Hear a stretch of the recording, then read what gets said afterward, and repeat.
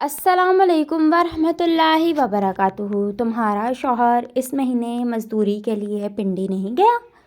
میں نے 3 بچوں کی اس جوان ماں سے سوال کیا۔ نہیں کھلرل صاحب، میں نے اسے جانے ہی نہیں دیا۔ کیوں نہیں جانے دیا؟ کچھ کمال آتا، تم غریب لوگ ہو، ذرا سوکھے ہو جاتے۔ میں نے استجاب سے سوال داغا۔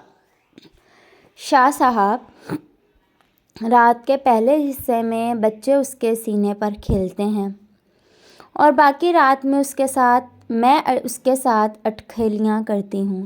برسات کا مہینہ ہے، بھلے یہاں کم کماتا ہے مگر میرے ساتھ تو ہوتا ہے۔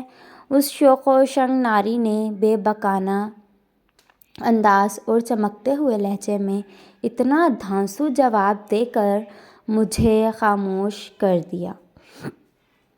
وہ ایک ان پڑھ اور بظاہر گنوار لڑکی تھی مگر قیمتی بات کر گئی۔